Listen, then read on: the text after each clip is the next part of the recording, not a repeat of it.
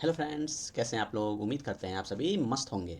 मैं हूं विकी कुमार और आप देख रहे हैं सीबीएसई टॉपर क्लासेस।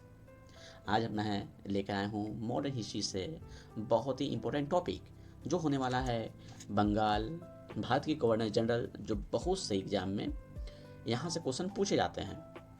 तो अगर आपको वीडियो पसंद आए तो लाइक शेयर कीजिएगा। ठीक है, इसी के साथ हम शुरू करते हैं आज।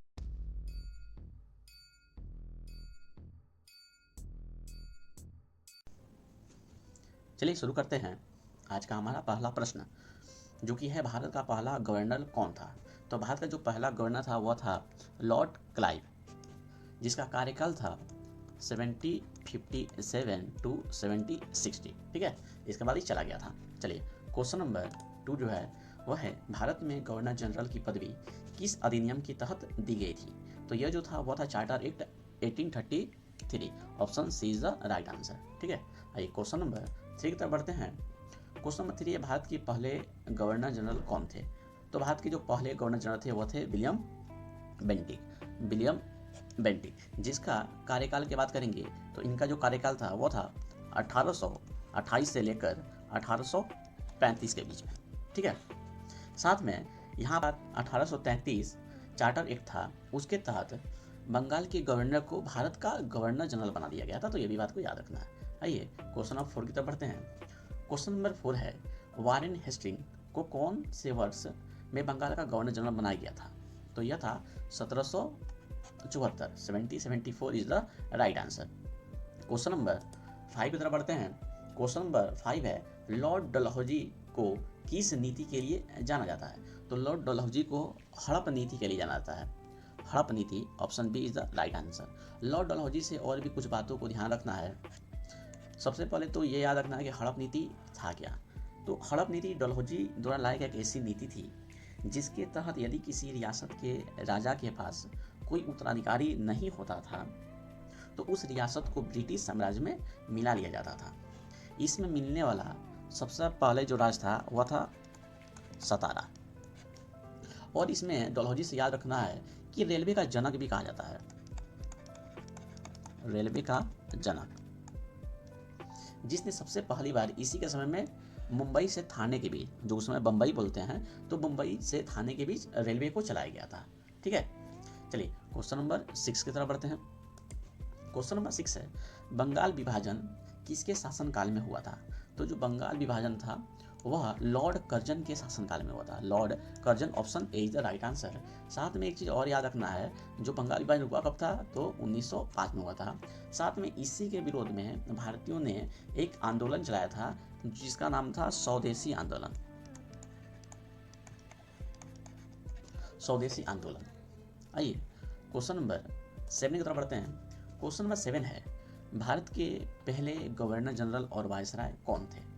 तो भारत के पहले गवर्नर जनरल थे Lord Canning. Lord Canning, option C is the right answer.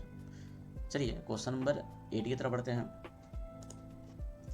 Question number 8 है कि भारतीय स्वतंत्रता के समय भारत के गवर्नर जनरल कौन थे। जब भारत आज़ाद हुआ था उस समय भारत के जो गवर्नर जनरल थे वह थे लॉर्ड माउंटबेटन। लॉर्ड माउंटबेटन, इनको याद रखना है। क्वेश्चन नंबर 9 की तरफ बढ़ते हैं। क्वेश्चन नंबर जो 9 है वह है, रॉलेट एक्ट किस गवर्नर जनरल के समय पारित किया गया था। तो आपको पता है कि रॉलेट एक्ट हुआ कब था, तो यह 1919 में हुआ था। 1919 के समय हुआ था। और इस समय जो भारत के गवर्नर जनरल थे वह थे Lord Chelmsford. Option B is the right answer, Lord Chelmsford. चलिए क्वेश्चन नंबर 10 जो है वह है, लॉर्ड विलियम बेंटिक किस सुधार के लिए प्रसिद्ध थे। तो इन्होंने बहुत सारे सुधार किए थे, जैसे ठगी सुधार, साथ में कम उम्र में शादी को रोकना, उसी में एक है सती प्रथा को भी रोकना। तो सबसे ज़्यादा ही फेमस है सती प्रथा का उन्मूलन लॉर्ड बेंटिक के सुधारों में से एक है। चलिए क्वेश्चन नंबर 11 की तरफ बढ़ते हैं। क्वेश्चन नंबर 11 है, भारतीय राष्ट्रीय कांग्रेस की स्थापना 1885 के समय का गवर्नर, भारत का गवर्नर कौन था। तो आपको पता है कि जो राष्ट्रीय कांग्रेस की स्थापना है यह कौन किया था। तो सब पढ़ चुके हैं पिछले क्लास में, ए ओ ह्यूम ने किया था 1885 में। इस समय जो भारत के गवर्नर जनरल थे वह थे Lord Dufferin. Option A is the right answer. चलिए हमने क्वेश्चन नंबर 12 की तरफ बढ़ते हैं। क्वेश्चन नंबर 12 है, भारत छोड़ो आंदोलन के समय भारत के गवर्नर जनरल कौन थे? तो एक क्वेश्चन तो यहीं पे याद रखना है, भारत छोड़ो आंदोलन कब हुआ था? तो हुआ था 1942 में। किसके द्वारा किया गया था? तो महात्मा